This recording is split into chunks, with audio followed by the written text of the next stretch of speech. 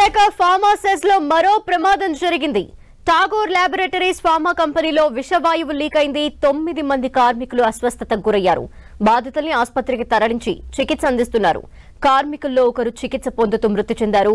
పరవాడలో private ఆసుపత్రిలో కార్మికులు చికిత్స పొందుతున్నారు.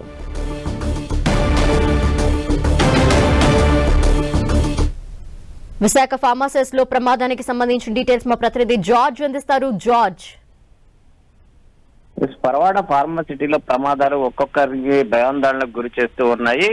నెలలు గడుస్తున్న కొలది చూసుకున్నట్లయితే ప్రమాదాలు సైతం కూడా అంతే ఎక్కువ జరుగుతున్నాయి. గత 2 నెలల్లో చూసుకున్నట్లయితే గనక అత్యంత ప్రమాదాలు చోటు చేసుకున్నాయి. ఈ నేపథ్యంలో అధికారులు పరిశీలించి ఫార్మా కంపెనీలకు సంబంధించి నోటీసులు ఇచ్చి ఉత్పత్తులు నిలిపివేయాలంటూ కూడా కఠినంగా వ్యవహరించారు. అయినప్పటికీ కూడా ఈ ప్రమాదాలు ఆగడం లేదు. తాజాగా చూసుకున్నట్లయితే గనక పరవాడ ఫార్మాసిటీలో గల టాగూర్ ల్యాబొరేటరీ పరిశ్రమలో విషవాయువులు లీక్ అయ్యి ఒకరు మృతి చెందారు. అలాగే 8 మంది తీవ్ర అస్వస్థకు గురవడం జరిగింది. వారిలో 2 పరిస్థితి కూడా విషమంగా ఉన్నట్లు తెలుస్తుంది. వీరందరినీ కూడా ఒక ప్రైవేట్ హాస్పిటల్స్ లో వీరందరికీ కూడా వైద్యం అందిస్తున్నారు. అయితే ఈ సంఘటన చూసుకున్నట్లయితే గనక మంగళవారం రాత్రి అయితే చోటు చేసుకుంది. అయితే యాజమాన్యం దీన్ని గోప్యంగా ఉంచినట్లు కార్మిక సంఘాలు ఆరోపిస్తూ ఉన్నాయి. మంగళవారం సాయంత్రం ఈ ఘటన జరిగితే కనీసం ఎవరికి కూడా ఇన్ఫార్మ్ చేయకోకుండా యాజమాన్యం గోప్యంగా ఉంచడంతో పాటు ఎవరైతే అస్వస్థతకు గురయ్యారో వారి కుటుంబ సభ్యులకు సైతం కూడా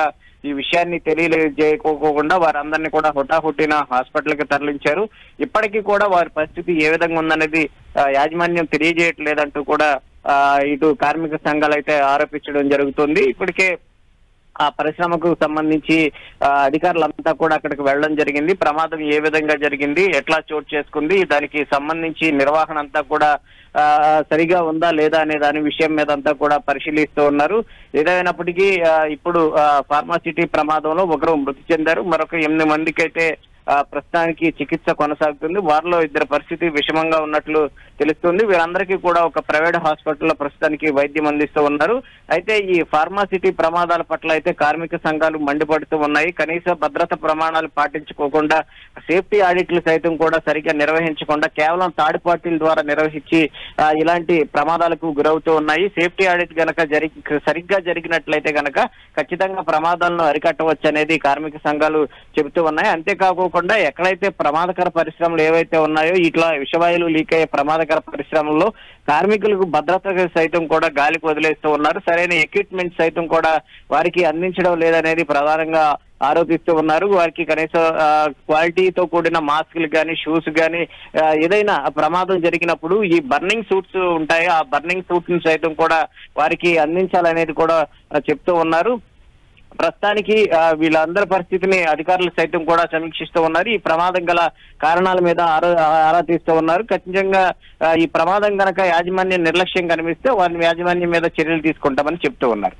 జార్జ్, గతంలో కూడా మనం చూసాము ఇటువంటి ఘటనలు అనేకం జరిగిన నేపథ్యంలో సేఫ్టీకి సంబంధించి అధికారులు క్షుణ్ణంగా అన్ని పరిశీలించడం ఇలాంటివి జరిగినాయి. మరి ఇప్పుడు గవర్నమెంట్ మారిన నేపథ్యంలో మరోసారి ఇంకొకసారి ఏమన్నా వెళ్ళి కంపెనీస్ అన్నిటినీ కూడా చెక్ చేసి సేఫ్టీ ఆడిట్స్ కి సంబంధించి ఏమైనా చేయబోతున్నారనుకోవాలా?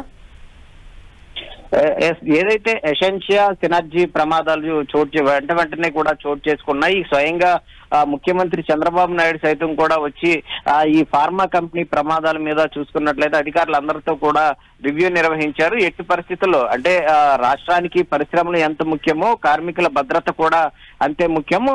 ఏదైనా అంటే యాజమాన్యాలు నిర్లక్ష్యంగా వహించడం కానీ లేదంటే సేఫ్టీ ఆడిట్ నిర్వహణలో లోపాలు ఉన్నా కానీ వాటిలన్నింటినీ గుర్తించి వాటిలన్నింటినీ కూడా సరి చేసుకోవాలి. వాళ్ళకి 30 రోజుల్లో ఇవన్నీ కూడా రెక్టిఫై కావాలంటూ కూడా స్వయంగా ముఖ్యమంత్రి చంద్రబాబు నాయుడు అధికారులు సైతం కూడా ఆదేశించారు. ఈ నేపథ్యంలో అధికారులు సైతం కూడా ఫార్మా కంపెనీకి సంబంధించిన వాళ్ళందరితో సైతం కూడా ఒక మీటింగ్ ని కూడా ఏర్పాటు చేయడం జరిగింది. ఖచ్చితంగా వాళ్ళందరూ కూడా సేఫ్టీ ప్రికాషన్స్ పాటించాలి, కార్మికుల భద్రతకు సైతం కూడా పెద్దపీట వేయాలంటూ కూడా వారు చెప్పడం జరిగింది. అయితే తరచూ కూడా అంటే ఏడాది కాలంలో చూసుకున్నట్లయితే గనక నెలల వ్యవధిలో దాదాపుగా 3 నుంచి 4 ప్రమాదాలు అనేవి చోటు చేసుకుంటూనే ఉంటున్నాయి. అయితే దీని మీద సేఫ్టీ ఆడిట్ అనేది ఖచ్చితంగా సరిగా నిర్వహించాలి. థర్డ్ పార్టీస్ తో కాకుండా స్వయంగా గవర్నమెంట్ ప్రతినిధులే అయితే ఏదైతే ప్రభుత్వానికి సంబంధించిన అధికారులు ఎవరైతే ఉన్నారో వారందరూ కూడా వారి పర్యవేక్షణలోని ఈ సేఫ్టీ ఆడిట్ నిర్వహిస్తే ఈ ప్రమాదాలను అరికట్టవచ్చని కార్మిక సంఘాలు చెప్తూ ఉన్నాయి. Thank you George.